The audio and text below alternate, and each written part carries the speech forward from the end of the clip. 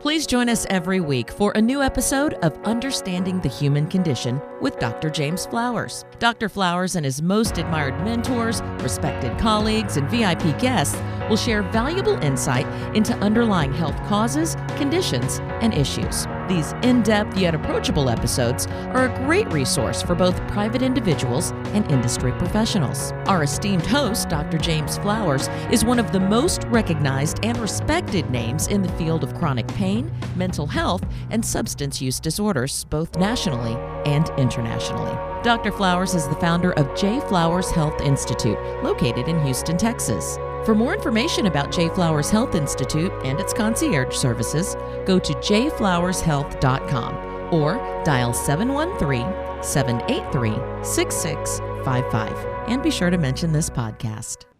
Welcome, everyone, to Understanding the Human Condition with your host, Dr. James Flowers. Hey, Robin. How are you? Donae. Hey, Donae. Hi, we have a y'all. special guest. So happy to be with you guys again. Thank you so much. I had the best time. Thank you for inviting us to do a podcast with you. I laughed and had fun and enjoyed it, and I hope you got a little airplay out of it. Absolutely. It's so interesting because we are so focused on health and safety more than any other time in our life. We kind of took it for granted, and everybody, I know people used to say, be safe, and now everyone's saying be safe and healthy. Right. Yeah. And it's so on the forefront of everyone's mind, and it's not just about getting COVID, but it's how we deal with the anxiety and the stress. So what you shared, every one of my listeners loved. Thank you so much. Aw. I had the best time. Yeah. Can I read a little bio about you? Do you mind? You may. My difficult name. Yeah, I did. I had to pronounce it a few times. Donae Cangelosi Chramosta Yes. is the co-owner of Vintage Contessa Times Past. She's a published writer, an award-winning businesswoman, a style setter, podcast host, and mother to River Oaks Baptist 8th grader Bella, I got to meet and Bella. business partner and loving wife to Rob Chramosta. With a passion for fashion and lover of all things creative and vintage, her family and friends christened her as the Vintage Contessa. She has been featured for her fashion style, her business savvy, philanthropy, and leadership in Houston, Vail, and New York. The Contessa and her daughter Bella have written and launched their children's book, The Vintage Contessa and Princessa, donating a portion of the proceeds to pediatric cancer research. Donae has also launched and taped over 85 episodes of a podcast with her latest, launching her new podcast, Living the Authentic Life. For over 25 years, the Contessa has provided honesty and integrity in their successful luxury retail business, Vintage Contessa Times Past. As a respected international wholesaler and retailer of luxury goods, she and her husband curate an exceptional collection of authentic, timeless, vintage, and pre-owned luxury pieces, including handbags, accessories, watches, GIA-certified diamonds, signed jewelry, estate jewelry, and rare coins, gold and silver. Let's all welcome the lovely and talented Vintage Contessa. What an amazing bio. That is a great. I bio. love that. Thank you. Yeah. What a It's woman. been a fun journey and an exhausting one. Oh, I can't even imagine. But we feel Yeah. so blessed. I was telling people today, people are still buying luxury goods in the midst Yeah. of this journey. And I think people aren't able to travel as much and maybe see friends. So we've Retail been- therapy. Yes, we've been blessed with constant business, and it's certainly a Good. different way. Yeah. But people are still searching to get something that makes them happy or creates a memory or sometimes fills a course. void that really maybe they should be That's calling right. you about instead of me about. But we're here to please. You know what? You are retail therapy. So that's sure. wonderful. So I was curious, what made you decide to create that podcast, Living the Authentic Life? Let's talk a little bit about that. People walk into my store and the first thing they say to me is, how do I know this is real? How do you know this is real? And I really have been diving into what's real and what's fake and authenticity. And then COVID hit and we were all saying, oh, wow, is this disease real? Where did it come from? And now with politics and so many other things, we're all looking at it. And even my daughter in 8th grade is looking at friendship saying, is this real? Right.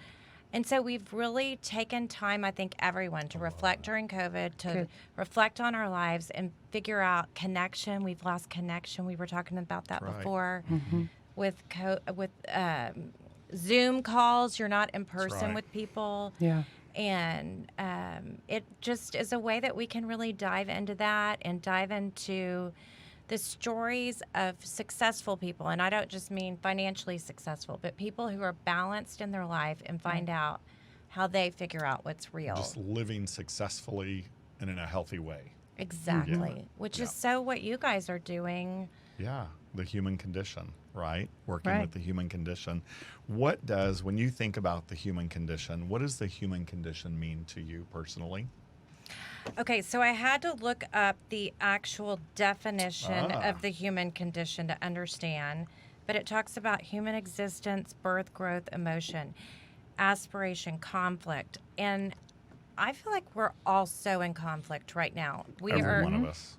Over what's changed us. And I just came from a Bible study I was telling you about, and I was saying, I feel like there's this void in me that I keep thinking, if I can take a trip, or if I could do this, or I could go to an event, or I could dress up and have this experience, I would feel fulfilled. That's right. And really, we need to be looking into ourselves to be fulfilled. And I found this quote I love, and it says, happiness is the new rich, inner peace is the new success, health is the new wealth, and kindness is the new cool.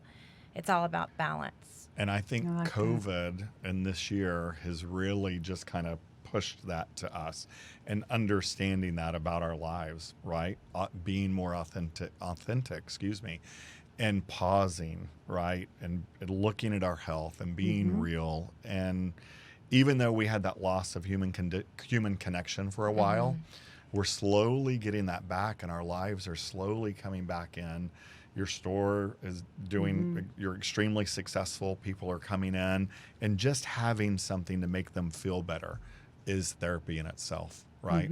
My friends, our friends, Susan and Neil Hirsch, who are wonderful friends of ours, are these huge art collectors, and they go to Broadway, and they're in New York, and they travel the world all the time. They're 68 and 69, I believe, and they haven't traveled since December of last year. And we just had dinner with him Sunday night, Robin and I, and he was just sitting there saying, it has been one of the most difficult years of my life, but what I've learned is a lot more about myself, and really developed some close relationships and people that I didn't get to spend time with that now I'm spending time with. Yeah. Well, and just your spouse, Rob. I would travel with Rob probably 100 days a year, but I was accustomed to him being gone 200 days a year. And then he's there every day. And I'm like, when's your next business trip, babe? I'm looking forward to missing you, honey. Some of my patients have asked me the same thing. That's a great segue to one of the questions I had for you. Is you work with your husband. Tell us, how do you make that look so easy and be successful at it? Because I've seen you on the podcast together. You're amazing. You have great chemistry. Oh, for sure. Yeah. But tell me about that behind the scenes. I have to say we have a great therapist. Big shout out to Jo Beth. Yes. Right. No, I did learn from a therapist a long time ago that the best relationships were autonomy with the connection. Yeah. And so we were married later in life. I was 37. He was 39. It was my second marriage. I called it my mulligan. And it was his first marriage. So it's a little harder when you're older because you're set in your ways, but you already know who you have been through enough to kind of learn who you are. Exactly. And then you have more experiences to go through. So honestly, it was deferring to him at the office and letting him have the final say, and deciding that I can have the final say at home over raising a daughter. But we had to come to this place that we certainly, I'm a passionate, strong Italian woman that says everything I think and feel, and I've had to learn to bite my tongue. But it really came to that balance, and to our faith, and to us having the same core values. As I didn't always see his path as the path, but we had to choose that someone was going to be the leader. Yeah. And ironically, I could give in to him because I believed in him and I trusted him enough. And respected him. Respect is huge. Respect is such a big part, and I've been diving into what connection means and what collaborations work, and I feel like when that's missing, Right. that partnerships fail. They do. And you have to continue to go back to what that is. And for us, it could be our faith, or it could be going to that third party to be to help us talk through the challenges, because I think life, especially COVID, is such a growing period for all of us, and we don't all grow the same way, and we don't all grieve loss the same way, and we don't refuel the same way. And now with COVID, the way we used to refuel was for us to take a trip or to have some great date nights or go have this amazing experience. And now we have to create that experience on the couch and between the two of us with words. And then sitting next to each other in an office every day with fewer people with more responsibility. Yeah. So know that it's not easy, and know that so much of success is just commitment. It's just saying, I'm not going to stop because this is worth it. Yeah. Right. That's right. Yeah. I would love to hear, speaking of working together, I'd love to hear off the cuff, what's a story about an item that you've curated that's in the store that you've sold, and what's one of the favorite things that you guys have curated, and tell us about a story. Wow. So, interestingly, I love that we were traveling and we would go around the world to buy pieces.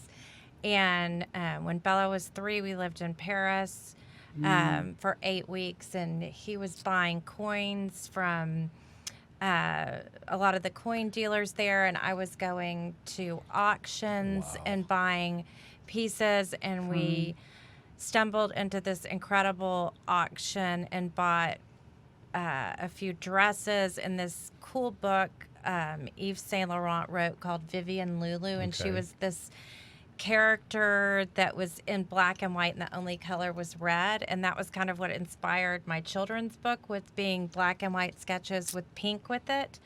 Was that, but one of the coolest things we ever bought was my first Birkin, I would say. And that was sadly, it was we were robbed, and it was taken from my closet at my house, and that was supposed to be a bag for Bella.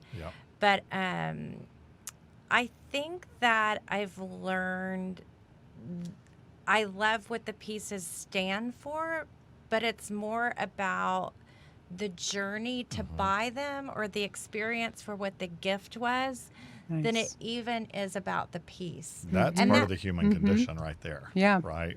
Just the experience of finding the piece, right? And the backstory of the piece and where it came from.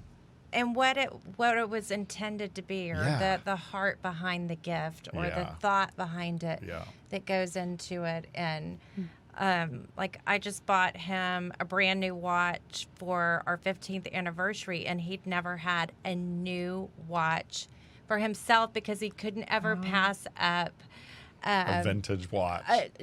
And he also would never have invested into something brand new because he would have made money selling it. Exactly. So it's kind of been interesting. Like, it's almost harder for us to buy gifts for each other, although I joke with him, and when something comes in I love, I'll put it in his chair with a Post-it that says, Donae's gift for Valentine's Day, or Donae's Mother's Day gift. So I try to make it easier. Exactly. That's perfect.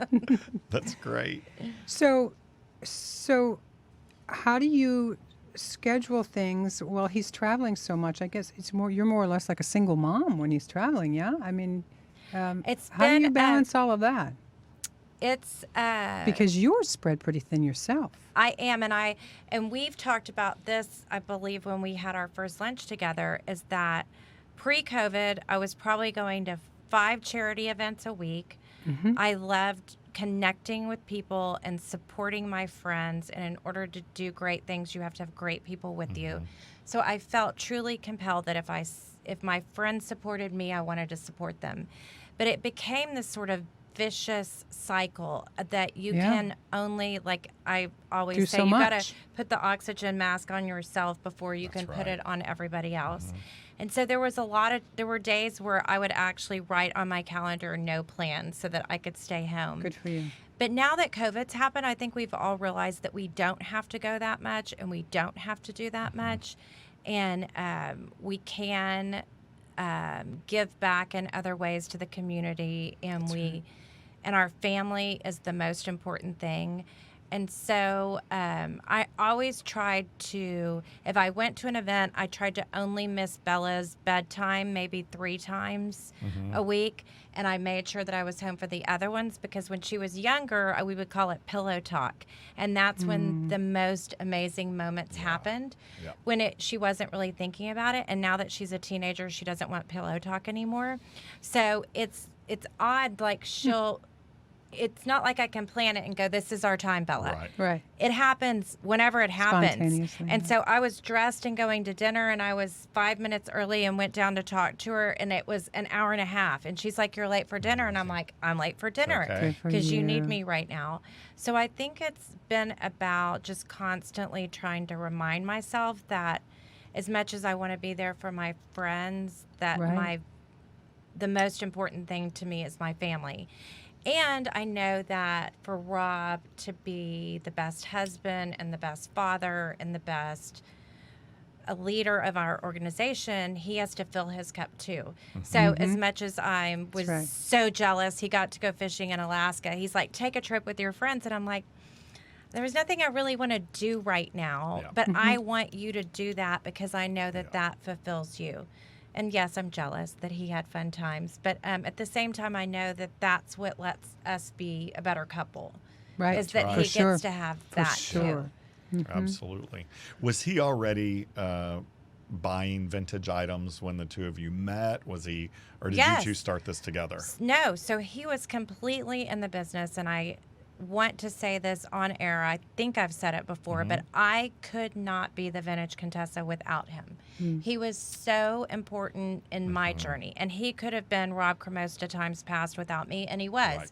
He started buying coins as a kid, and he was that nerdy coin geek that was going, when kids Very were playing cool. sports, he was going to coin shows Yeah. and buying and selling coins. And then he grew up in Chicago, and in high school, he started buying and selling Rolexes, and then he went to CU in Boulder, and he started adding diamonds, and he was working his way through school, and he was always doing this. And so I came from my family marble and granite business to work with him, and I had a luxury background, but I was more of the marketing person. He Right. was not branding it. He was kind of Rolex Rob. People would go, hey, I got a guy for you. Yeah. And so Yeah. I translated into, not only do I have a guy for you, I have the Contessa for you That's too. right. Exactly. So did you have a love for the vintage purses prior to that, though, and you just had, took it to a whole new level? yes. So growing up, my family business was marble and granite. My dad would go to Italy. He would go to this fabulous town, which is one of mine and Bella's and Rob's favorite cities in the world now, called Forte de Marmi. It's the Fort of Marble. And he would buy the Carrara white marble that Michelangelo used to carve the Pietà, the Statue of David, and that's where the white marble quarries are. And my dad would go there on buying trips, and as he flew home, this was the 80s, so this was the Gucci time period Absolutely. of and he would buy my mom and me a Gucci bag at duty free that was about $150. Yeah. And he was always the man that was focused on investing in properties and in our business as opposed to clothes. So I would joke with my mom. I'd say, we are the only Mercedes at the Wieners parking lot. Wieners was like the 10 steps down from Target. I mean, I love Target. I'm a remember Target Wieners, shopper. I yeah. know. And I'm like, Mom, can we not go to Neiman's? She's like, no, we can't go to Neiman's. So I was wearing the Wieners outfit with the Gucci handbag. And I was Absolutely. like, I'm trying to pull this off. I think I'm kind of cute. But I mean, still that is a part of my dress, is that I could have on a T-shirt from Walmart that I bought because Walmart still has some cool things, and a pair of no-name jeans, but I've got a great handbag, a great watch, and I feel like I can be stylish and I can pull it off. For like 10 million bucks. Yeah, so and look like it. it was really, and then when Rob and I started dating, I was traveling with him, and I was anywhere we went, out of the U.S., I was buying because it was duty free and I could get the tax back. And then people started saying, oh, bring them back for me. And then I was going to the shows and I'd start buying the costume jewelry. And he's like, why are you buying costume? I'm like, oh, you're going to love this. And my friend, I love this. The other girls are going to love it. And it evolved. So while I was still working at the family, I was buying these other items for myself and my friends, and it organically just evolved into a business. Yeah. So it wasn't like I could just jump out and go into the fashion industry. Like for people that want to follow their dreams, I want to tell them you need a path. It's not like you just become that. You have to work hard and make a living to pay for your lifestyle before you get to live your dream. And it wasn't, and I wanted to build a new place and spend all this money and hire employees. And Rob was like, no, we're going to be. So it's been a balancing act of all that, of being, to be a luxury provider. People want to look at you and see that you're living a luxury lifestyle, but we can still be in a space that isn't $10,000 a month in overhead or spending all the money there. We can be spending the money on inventory instead. That's right. Yeah. You and I have a friend in common, speaking of luxury. Yes. And that's Marnie Greenwood. Yes. I always like to give a shout out to different friends. And Marnie's who connected us. And, you know, in that luxury, talking about, you know, people buying luxury items today, even during this economic time that we are in our country, multi-million-dollar homes are just hot and selling like crazy. And Marnie is the one that introduced us. And so do the two of you ever work together in a luxury brand, or are you more just friends? So she, in fact, was supposed to be on the podcast. And it was the week that the hurricane was coming through, and we weren't sure if we were supposed to be. Right. Yeah. So we still have yet to do that. But we absolutely work together. And I've found that that's been the greatest growth of my business and me professionally and me emotionally as a person is through collaborating with other like-minded people. Because you can spread a wider net, and also it's such a cliche, but in giving you receive. I feel like every time I put something out there for someone else organically that I believe in, and I am cautious about who I align myself with, that it's somebody that I feel like is a representative of the same value system.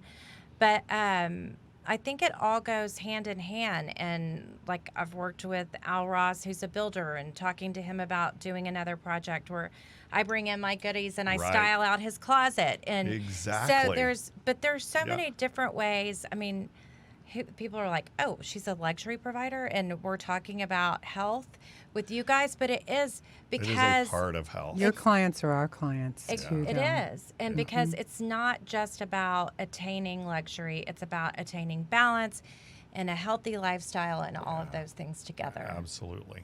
It really is.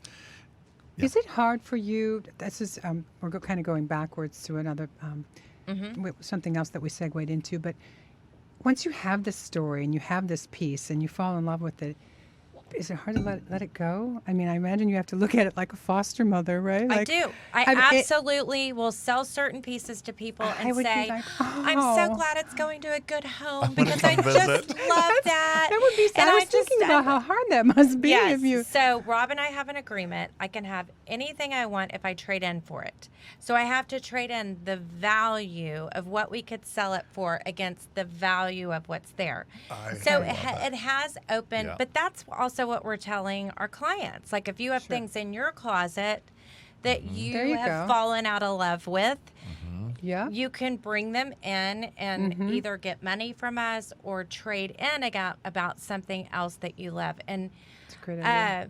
I think too, because it is, I mean, I was saying this about wieners earlier, but my dad always wanted to have things that were investments or had value.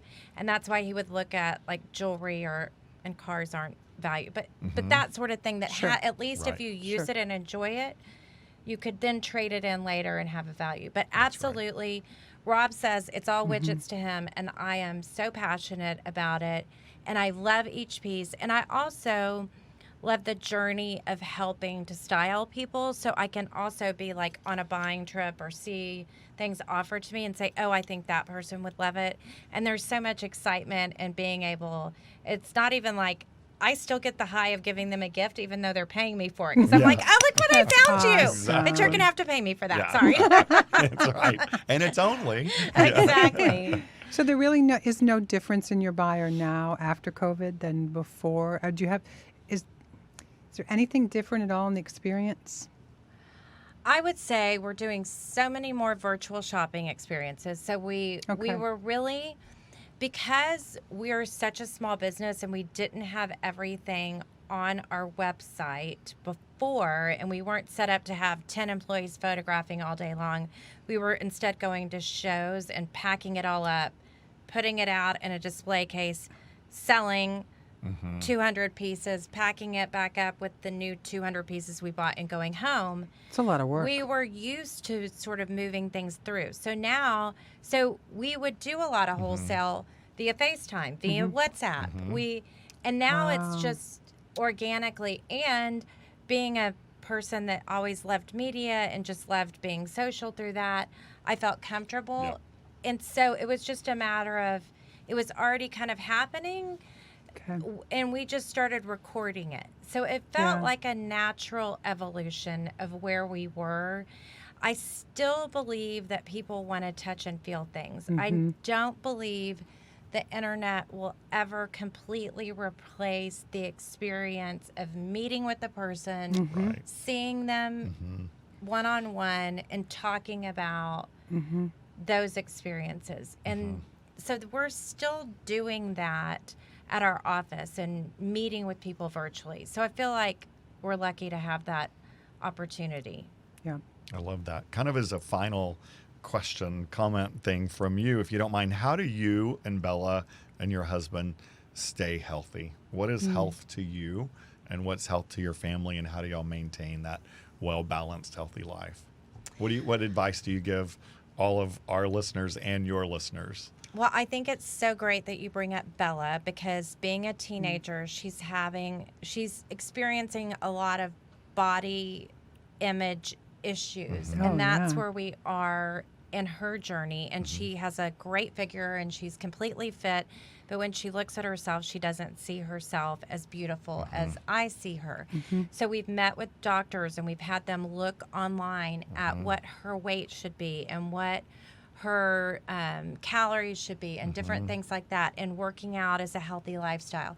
So I feel like we're talking about it a lot. Rob and I also I've been doing intermittent fasting for 2.5 years. He just started during COVID with me. That's been really healthy. We're trying to do low carb. He is having more arthritis issues, so we're trying to focus a little bit on what foods are better for him. But we've always been an active family, and we've encouraged working out. And I feel like I can't just say to her, Bella, you need to work out. Rob rides his bike a few days a week. I do yoga. So to show her that it's not about just looking good in your clothes, which she knows that that's a part of the journey too, is feeling good and looking good.